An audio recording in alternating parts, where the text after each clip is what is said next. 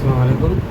Welcome to education for all learning academy. आज का जो हमारा टॉपिक है वो है structure of the cell membrane the fluid mosaic model. S J. Singer and G L. Nicolson, ये दो साइंसदान थे। इन दोनों ने मिलकर एक मॉडल पेश किया इन 1972, जिस मॉडल को हम कह रहे हैं द फ्लूइड मोज़ेक मॉडल, जो कि सेल मेम्ब्रेन की स्ट्रक्चर पे मुश्तमिल है। This model describes the structure of the cell membrane as a fluid structure with various protein and carbohydrate components float freely in the membrane।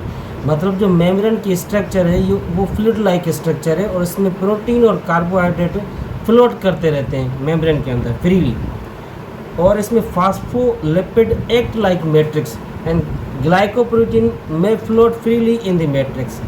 Phospholipid matrix की तरह act करता है और इसमें ग्लाइकोप्रोटीन जो ग्लूकोज और प्रोटीन का बना वो फ्लोट करते रहते हैं मैट्रिक्स के अंदर।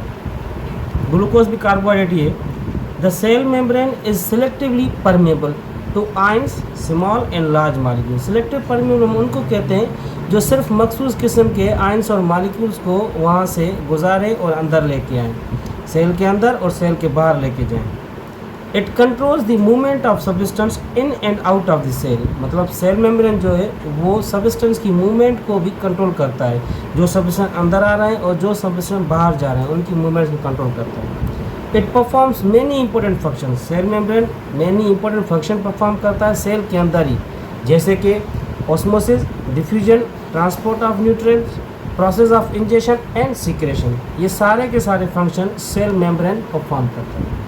अब चार किस्म है: डिफ्यूजन, ऑस्मोसिस, फैसिलिटेटेड डिफ्यूजन और एक्टिव ट्रांसपोर्ट। ये चारों के चारों सेल मेम्ब्रेन से रिलेटेड है और आयंस, मॉलिक्यूल्स, वाटर की मूवमेंट के प्रोसेस ये चारों के चारों।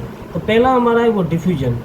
It is the movement of substance from a region of higher concentration to lower concentration. मतलब सब्सटेंस की मूवमेंट होती है हायर कंसंट्रेशन से लेके लोअर कंसंट्रेशन की तरफ से। ये एक पैसिव प्रोसेस है, इसमें कोई भी एनर्जी रिक्वायरमेंट नहीं होती। जैसे गैसेज एक्सचेंज होती है एनिमल्स में, रेस्पिरेशन, कार्बन डाइऑक्साइड जो है हम बाहर निकालते हैं और ऑक्सीजन हम अंदर लेते हैं। ये एक बेहतरीन मिसाल है डिफ्यूजन का। ऑस्मोसिस, ये वाटर की मूवमेंट होती है डाउन कंसंट्रेशन ग्रेडियंट, इसमें भी एनर्जी की ज़रूरत नहीं होती। ये भी एक पैसिव प्रोसेस है। और cell membrane allows molecules of water to pass through. Cell membrane water molecule allow करते हैं और बाकी जो न्यूट्रिएंट्स जो बड़े मॉलिक्यूल्स हैं वो सेल मेम्ब्रेन अंदर ही होते हैं, साइटोप्लाज्म के अंदर। They do not allow molecules of most dissolve substance. जो मोस्ट डिजॉल्व सब्सटेंस जैसे कि साल्ट, शुगर, ये पास सेल मेम्ब्रेन से नहीं होते।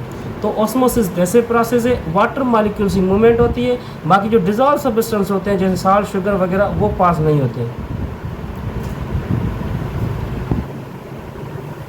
फैसिलिटेटेड डिफ्यूजन, ये भी डिफ्यूजन एक टाइप है, लेकिन इसमें जो है ना एक प्रोटीन हम यूज़ करते हैं, कैरियर प्रोटीन सेल मेम्ब्रेन के साथ ही अटैच होती है और ये मॉलिक्यूल्स को it allows rapid exchange of specific substance. Particles are taken up by carrier proteins. जो पार्टिकल्स होते हैं वो कैरियर प्रोटीन्स टेक करते हैं और फिर ये जो प्रोटीन की स्ट्रक्चर है वो चेंज होती है, रिजल्टिंग इन वो पार्टिकल जो है ना रिलीज होते हैं other side of the membrane. तो कैरियर प्रोटीन यूज़ होती है फैसिलिटेटेड डिफ्यूजन में और पार्टिकल वो प्रोटीन अटैच करती है और इस नतीजे में उस मेम्ब्रेन की जगह पे जो स्ट्रक्चर चेंज होती है, रिजल्टिंग इन अदर साइड पे उन पार्टिकल को रिलीज़ कर देती है। चौथा जो है वो active transport. It is the movement of substance against concentration gradient. वो डाउन कंसंट्रेशन ग्रेडियंट ये अगेंस्ट है, तो अगेंस्ट में हमेशा एनर्जी रिक्वायर्ड होती है और ये एक्टिव ट्रांसपोर्ट में एनर्जी रिक्वायर्ड होती है from lower to higher concentration using an input of energy, जिसको हम एटीपी कहते हैं। एटीपी फुल फॉर्म है एडेनोसाइन ट्राइफॉस्फेट।